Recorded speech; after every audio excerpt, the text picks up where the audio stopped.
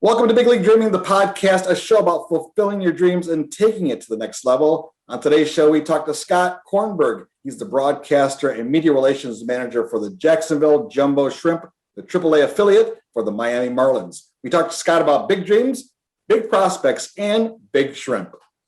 It's all coming up next on Big League Dreaming, the podcast. Big League Dreaming, as long as I live. Always, I'm Big League Dreaming. I never got to bat in the major leagues. I'd have liked to have that chance, just once. To stare down a big league pitcher. Make him think you know something he doesn't. Chance to squint at a sky so blue that it hurts your eyes just to look at. To feel the tingle in your arm as you connect with the ball. To run the bases, stretch a double into a triple, and flop face first. Wrap your arms around the bag. That's my wish, Rick and Silla. All right, everyone. Welcome to the podcast. John Gonzalez here from Big League Dreaming, the podcast, and we're so excited. Zach Gonzalez is joining us as co-host today, and if you've listened to the podcast at all, you realize that we're mixing it up a little bit. There's four of us, right? There's me, the dad. There's Zach, son number one. There's Ty, son number two, and there's Zane. He's number three here, son number three. But today it's number one. Zach, how you doing, buddy? I'm doing great. You hanging in there, Pops? I am hanging in there. You know what? It's been a fun start to the minor league season. I've been to 3 games already. And I've seen my hometown, West Michigan Whitecaps, 3 times, once on the road, twice at home. And it's been the same starting pitcher every single game for the Whitecaps. Oh my gosh. I've been to 4 games so far. I've worked 3 nights games, and then I've gone to 1 as a fan. We went on Mother's Day. I've seen the Braves, and I've seen the what was the other team we saw? I've only seen the Braves so far. Yeah, because I'll be working another homestand soon here. So, and they have a couple of guys that have some good major league service time come down, and those guys are just hitting home runs like crazy. Arcia, he played 6 games. Yeah, 6 games, hit 5 home runs, hit 3 in one day. Wow. And then they just called up Camargo. It's pretty crazy to see some of the minor leaguers that the Braves have compared to the White Sox. White Sox have graduated a lot of their guys, but the Braves are so deep. So we'll see. And of course, you root for the Seattle Mariners, and I happen to be wearing a Mariners shirt tonight. You're welcome for that. And I root for the Tigers, and I'm not wearing the Tigers, and they're playing a 3-game series starting tonight. So we'll see what happens. May the better team win. That's right. Well, I'll tell you what, we are excited because I'm not sure, Zach, if this is episode number 1. We did a trailer to kind of introduce the show a little bit. We have a little shout out for Mother's Day that we did. It was kind of, I guess, episode number 2. And then we did features on you, Ty, and Zane. So those are kind of like just to give people an idea of what we're all about. This is a podcast about fulfilling your dreams, taking it to the next level, achieving what you can, or aspiring to what you want to achieve. And sometimes those goals go in different directions. You wanted to play Major League Baseball. I wanted to play Major League Baseball, but not for most of us that ever works out. So, but this, I guess, would be episode truly number 1 because we have our first guest, and you suggested someone that you know pretty well. I did. We're bringing in Scott Kornberg today, someone that I worked with in Myrtle Beach, South Carolina for the Myrtle Beach Pelicans. They're single A for the Chicago Cubs. He was the broadcasting guy for them for a few years, and I got to know him really well. And when we started this podcast, he was somebody that I had in mind. I feel like he's seen a lot of different perspectives, and it's a point of view that some people don't think about up in the broadcast booth. So really excited to have him on today. All right, well, let's bring him on. Scott Cronberg, he is the broadcaster, media, and public relations manager for the Jacksonville Jumbo Shrimp. How you doing, buddy? Hey guys, I'm sorry to all your listeners and viewers because I'm your first guest. What a low bar is set for everyone else after this. But thank you for having me on. Not a low bar at all. Like Zach said, we're going to talk to, for this podcast, we're going to talk to coaches, trainers, players, and broadcasters, people that give us insights to the game. So I know, Zach, you and Zach know each other, and in the story, you're probably know each other a lot better than we know each other. But can you give listeners a little background about you? I mean, did you, I just doing a little research on my own because I'm a journalist by trade here. I know that you played, as a kid, you played baseball. Did you have those dreams? Because I know your grandparents loved baseball. Yeah, you did some good research. And first of all, I love the idea for this podcast. Right now, I think people just need positivity and dreaming on stuff, maybe more than anything. So this is something I can, kind of as that kind of person anyway, I can relate to. But yeah, I did play baseball as a kid, not all that well. I was kind of like a platoon outfielder in high school. And I'm about 5'11". I say I'm 6 feet, but not quite there really. I think if I got measured, and 155 pounds. So can only throw a ball about 80 miles per hour. So the dream ended pretty early for me to play Major League Baseball. But, I loved listening to the broadcasters, I guess, as early as I was 1 or 2. And my parents said I was always imitating like Marv Albert and Bob Costas and all these announcers as a little baby, pretty much. And I would play these games in the backyard, sometimes by myself, sometimes with my brothers, and I would just announce the games, and we'd pretend, okay, Mike Piazza's batting, Gunnar Alfonso is coming up, so on and so forth. Or I'd do that in the driveway playing basketball. And eventually my dad said, why don't you think about being a broadcaster? And I think that idea kind of stuck. And I kind of tried to, maybe pursue other things. I have other interests, obviously, but nothing as passionate as this.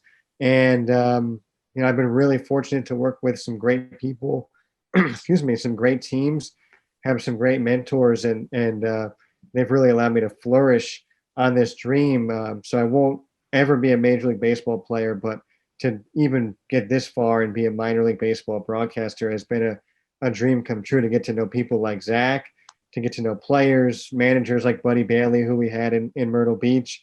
Because those memories, no matter what happens, and those friendships, those relationships, they last forever, and I'm really grateful for them. Zach, do you remember talking to Scott there in Myrtle Beach about some of his dreams? I do a little bit. I feel like every time I talk to him, we'd start talking about the Big Ten and Maryland every single time, because I told him about how much of a Michigan State nut I was. So it's a good Midwest kind of connection we would have with a lot of our conversations. Pretty neat. Now, isn't Maryland the team, Zach, that has kind of weird uniforms? I don't know. They do some state flag checkered stuff. I know he knows a lot more about it, the history probably, than I do, but they do their best. They do their best. So, Scott, I know you went to Maryland and you did bounce. You had, I should say, bounce around. You've been able to go places. You were in Quad City. I believe you were in North Carolina, doing some broadcasting there as well. But you landed in Jacksonville at the Jumbo Shrimp, which, by the way, is one of the best minor league names out there, right? And in this job that you have, we're going to talk a little bit more about your role as the broadcaster and public and media relations manager. But let's talk a little bit about those early days for you, because I think it's important for those listening to this podcast about how you go from being a kid from a platoon outfielder in high school. I've never heard of Zach. Have you ever heard of a platoon outfielder? You must have had a bigger school than we did. We weren't that big, but yeah, I was lucky that they had a role for me somewhere. Well, I want to hear about meeting Tom Verducci, because I think that's really an interesting moment in your life, because that's what changed things really for you. Yeah, and I would also say that Maryland's got amazing uniforms. But anyway, it's actually crazy. I didn't do anything to meet Tom Verducci. My older younger brother is a very good. Wait, hold on. Your older younger brother? I have 2 younger brothers, so I always say my older brother of the younger brothers. Got it. He was a very good baseball player growing up, and he actually played on a team that went to the Cal Ripken World Series in 2006. And it was actually in Louisiana, so that was really cool. I'd never been there before. But the coach of the team was Tom Verducci. So at the time, I was a teenager, and a lot of good things happened from that team. My first girlfriend, her brother was on my brother's team, so that's how I met her. And then Tom Verducci was the coach. And my dad said, you should consider being a broadcaster working in sports. Tom Verducci's right there. We get to see him every week, several times. Why don't you go up and talk to him and see what his life is like? At the time, MLB Network didn't exist. So he was still just at Sports Illustrated, and he was very gracious with his time. He answered any questions that I had, and honestly, his life sounded awesome, right? Like he gets to go around and watch baseball games and write about it. And now, obviously, he does a little bit more in the broadcast end. And I think that kind of allowed me to dream a little bit that, here's this guy that you're getting face to face that's the coach of your brother's team. And you kind of see he's just a normal guy and he does this for a career. And it kind of normalized things a little bit that, maybe if you didn't see someone so close doing that, it's hard to maybe picture yourself doing that. And I think by hearing his stories and hearing what he had gone through and some of his struggles and trials, and obviously many of his successes, and how he approached subjects and how he prepared for interviews and everything, I mean, it sounded great. And I think that was really inspiring to me in high school. And I didn't go to like a lot of the times I talk to kids now, and they'll say like, oh, in high school I had this broadcast program and I got to do the games and I got to, we did X, Y, and Z, and we didn't have that in the mid to late 2000s. It just was a little bit too early. And so to have someone like that as an example, I think was really huge. And then I think was really big into my thinking of why Maryland, it just presented a lot of opportunities really early. I'm a big believer that you learn by doing. And a lot of schools were like, you can't get behind a microphone or a camera until your junior year. And I understood that philosophy. And obviously some of them were really highly rated and clearly successful. But for me, I just felt like I had a better experience in my life learning by doing. And what I call Mr. Verducci, but what Tom had told me was that, he had gotten better by making mistakes. And I just felt that was the perfect way to do it. So that was a big thing. That was really inspiring. My dad has played a huge role in my baseball and sports fandom and empowering me, just like my mom, and pursuing anything. They never said, you can't do this, you can't do that. They just said, if you want to do something, you have to put in the equity to do that. And he's also been a huge force in trying to meet mentors and people who have been contacts and who have really guided me. And certainly Tom was a really early mentor, if you will, in that regard. And I'm lucky that I have parents who have pushed me to pursue my dreams, one, and B, that have shown me the way that you can't just say you want to be a Major League Baseball broadcaster. There's a lot of work and a lot of networking and a lot of things that go into that.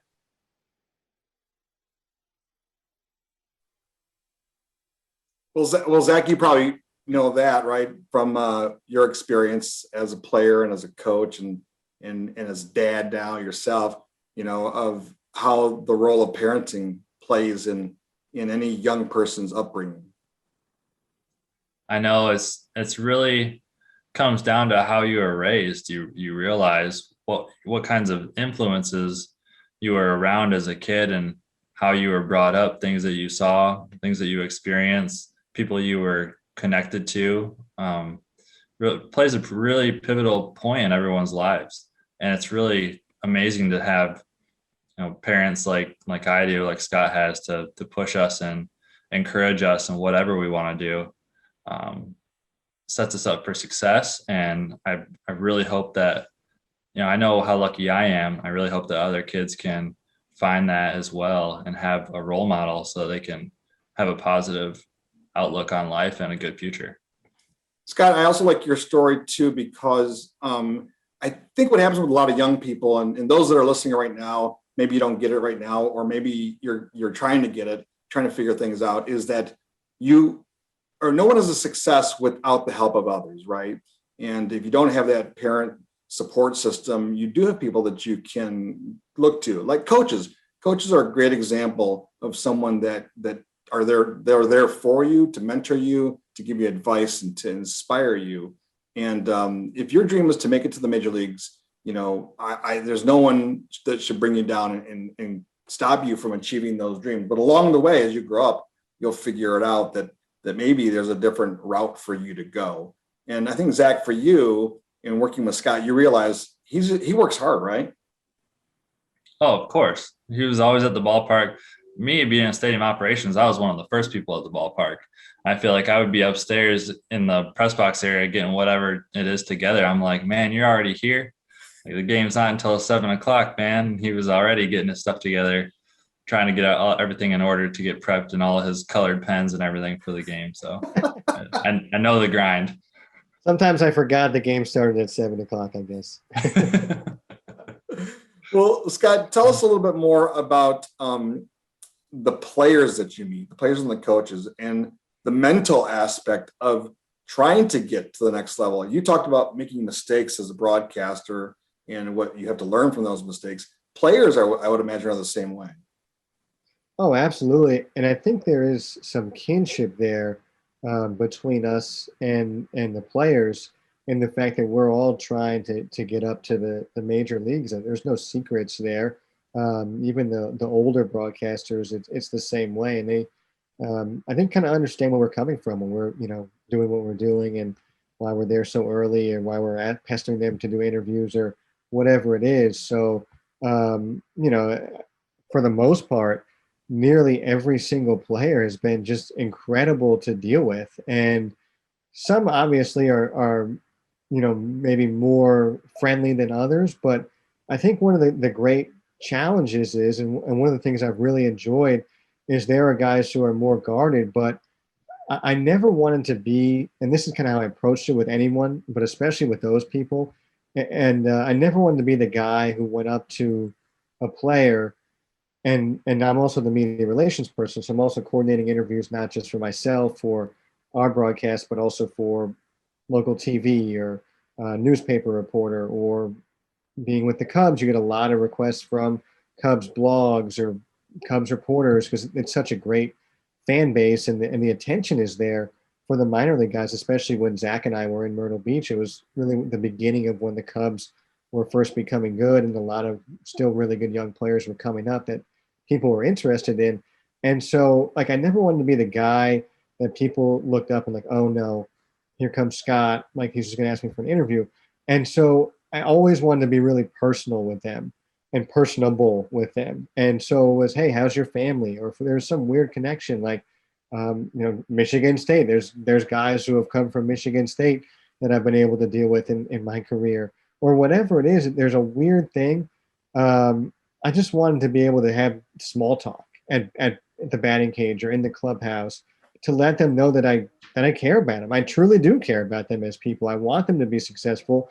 I want all of them to realize their goal. And it's unfortunate that, for the minor league players, what is it, 10 or 15%, whatever that figure is, that those are the only players who play in the minor leagues who get to the major leagues even a day, let alone stay there for a certain amount of time.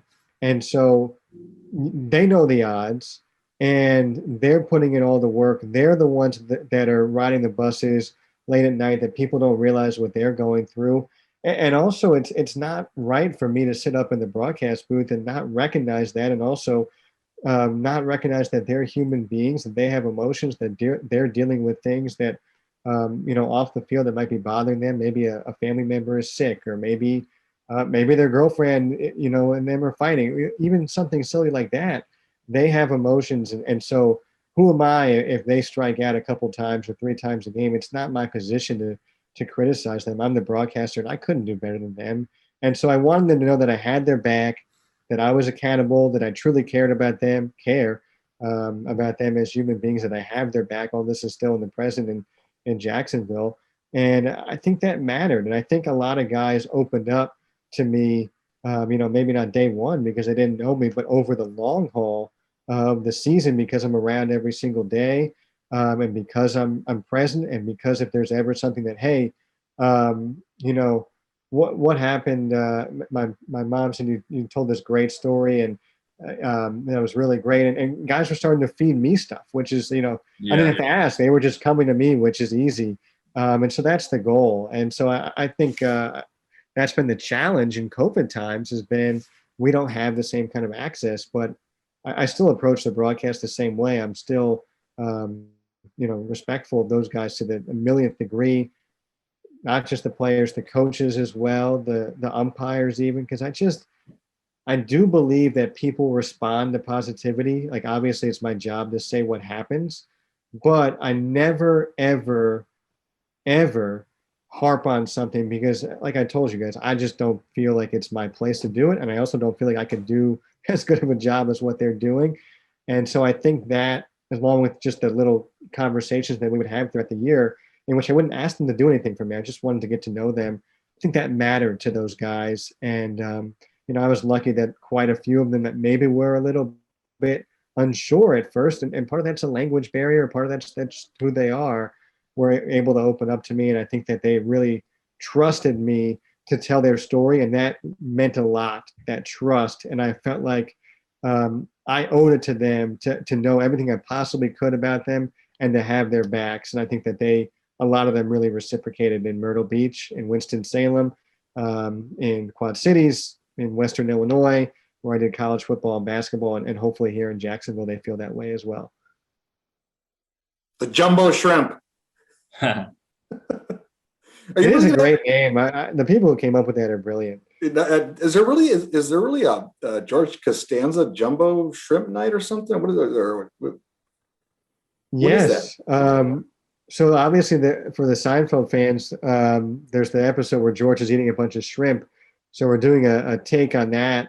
We're giving away a bobblehead where he's sitting at the table shoving shrimp in his mouth. Obviously relates pretty well if your team is the Jumbo Shrimp. So that'll be at I forget the date, some point later this summer. But I am very excited for that as a big Seinfeld fan. Awesome. Zach, you have a question for Scott? Yeah, we had a question my dad and I were kind of talking through the other night.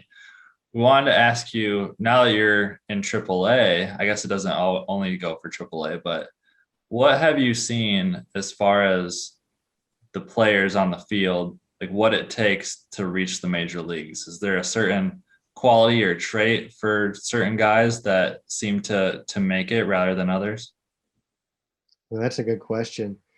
Boy, I don't know. I almost think luck means a lot. I think about Luis Madero, who just made it to the major leagues last week from the Jumbo Shrimp. And he had been in the Diamondbacks organization and was highly regarded enough to get traded for a major league guy to the Angels, and then was highly regarded enough to be ranked fairly highly in their organization. And then was a free agent, and he signed with the Giants, and he got unlucky because he got COVID last year and maybe would have made his debut. And then this year, just a whole rash of injuries in the Marlins staff, and he gets the call, and then he pitches in 2 games and he gets DFA'd, and it could just be over that quick. And so a lot of it is luck. But these guys, I mean, if you think about it, think of all the hundreds and thousands of kids who play T-ball, every single year, and that it's like a funnel. It gets smaller and smaller and smaller as these kids get older and obviously become boys and young adults and so on and so forth. And the funnel is so small in the minor leagues. There has to be a little bit of luck, but it's also that hard work and that desire. Are you putting in every single thing? Because, I mean, think about it. You start this big and you get smaller. The competition is so high. And the guys who make it, I think, are the ones who are doing whatever it takes. The extra work in the off season, the video work, that maybe it's going to a thing like a drive line if you're a pitcher. Those guys, I mean, it's so difficult, and it's impossible at this level to get by on talent. You're exposed, I think, long before you reach AAA. Even, obviously, even like Mike Trout and guys like that. Like, it's such a tough game. It'll humble you. And I don't know if there's a direct thing, but I just think it's a mentality. It's such a draining sport. You fail so often. I don't think a lot of guys realize how difficult it is with the bus rides and the travel and the low pay. And so the ones who can persevere through that and have that mindset and that mentality to still, even through that, give everything they have, I think those are the ones who get those breaks. There's that saying that you make your own luck.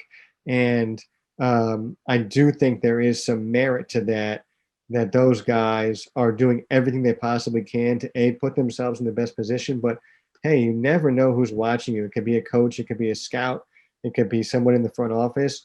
and they all know who's doing the extra work. And so I do think that stuff, those little things make the big differences when it comes time to, hey, this guy, or those small razor thin decisions. The guy who gives everything gets the benefit of the doubt in those situations. That's a great question, though. Well, That's one of the things we talked about, right, Dad? We said opportunity. All it takes is an open door, and you can slide in just like that. and yeah, you don't know when that opportunity is going to be there either. That's the hard thing, and that's where kind of that luck element. Like I'm watching Spencer Torkelson closely this year, number 1 draft pick for the Tigers, number 1 overall. And Scott, you'll be interested in this. He's struggling mightily, and I think the other part of for these high expectation players is the adjustments that players have to make at every level, whether it's low A, high A, double A, or triple A. It's all about adjustments. It is, yeah. I even think about for the Tigers, like Zach Short was a Myrtle Beach Pelican. And, you talk about a guy who wasn't supposed to be a major leaguer. Nobody had ever come from Sacred Heart and made the major leagues. He was a 17th round pick. Those guys who make the major leagues that late in the draft are, it's like almost nobody. And he worked every single chance he could. He was the best teammate he could possibly be. He listened to every single coach. Those are the kind of guys that's why the Tigers trade for him. And that's why he gets a look for Detroit this year, because is he the most talented guy? No, but he's done everything he possibly can. And when you're a team that's rebuilding, and hey, you want those kind of guys in your system to be around the Spencer Torkelsons of the world, the super talented players, to show them the work ethic, and B, to get that chance, because you just never know. If they keep maximizing every opportunity, you never know what they might do in the major leagues, like a David Bodie, for example, with the Cubs as well, who gets that big contract. But yeah, you just like the talented guys, there's adjustments at every single level. Torkelson's one. Keston Hiura is somebody we saw dominate against Myrtle Beach, and he's going through some struggles right now. And I don't know him, but he was a great player, and it's difficult to watch because he was so good in the minor leagues. But it's a difficult game, and the game is constantly changing, and guys are constantly looking for an edge. And so, maybe you prove something, but then guys aren't going to keep throwing you fastballs. If you're a fastball hitter, you've got to then prove you can hit breaking balls, and then you've got to prove that you can hit pitches on the inside part of the zone, and it's just constantly changing. And so for Spencer Torkelson, like, it's just not that way in college. As good as some of these guys are in college, it's just not the same consistency that you're seeing over and over again. And that's why you see guys like Mike Trout had to get sent back to AAA. Mickey Mantle had to get sent back to AAA. That's just the nature of the game. And it's okay to do that. And you just hope that they don't get too in their heads that situation, that demotion is looked at as, okay, it's an organic thing. I'm going to get back. I just want to work on these few things in a slightly lower pressure environment. And a lot of guys are able to do that, and a lot of guys are not, because it's a very, very difficult mental game, and you're constantly having to adjust among all these other things you're dealing with. And so I think that's what makes me respect baseball so much, is that it's just the constant adjustments that players have to make to be successful. And it makes you really appreciate how good Mike Trout is, and how good, somebody who is getting like a Casey Mize, who's figuring that out, because in other sports, like LeBron James can do the same thing pretty much every day, and there's only so much you can do to defend him. But in baseball, everything is constantly changing no matter what. Well, Scott, you've been a great first guest, and I want to make sure that, do you mind if we have you on again down the road?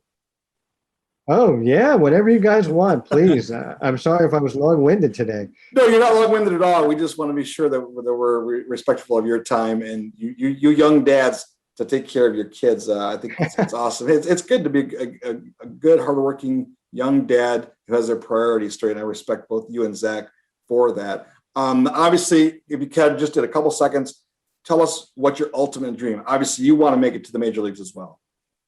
Yeah, that is the ultimate dream. I would, any team, it doesn't matter. I would love to just one day be a major league broadcaster. And I've been really lucky. Again, I've worked with great people. I've had amazing people guide me. I've had some amazing organizations to work for. and teams. So I don't know how I keep getting this lucky, but hopefully that'll continue. And I don't know how I'm here. I'm not a great broadcaster. Again, it's just getting lucky over and over again, but that would be the ultimate dream. If people want to follow you on Twitter and social media and listen to your games, because I love the apps that are out there now, you can listen to just about any game and maybe listen to you call a game. Where can they get more information about the Jacksonville Jumbo Shrimp, a AAA affiliate for, of course, the Miami Marlins? Our website's jaxshrimp.com, JAX shrimp.com. Our social media everything is just at jaxshrimp. And if you would like to follow me for some reason on social media, I'm at Scott Kornberg, Kornberg. Awesome. Zach, anything you want to wrap up here? We got about 5 minutes. What's your favorite baseball movie, Scott? Ooh, Bull Durham. And that is because we found out that Buddy Bailey is the manager that movie is based off of, which I thought was so cool. He was our manager at Myrtle Beach. I don't know if you knew that, Dad. Oh, okay. Well, that makes a lot of sense. Yeah, Bull Durham. It's a great movie, no question about it.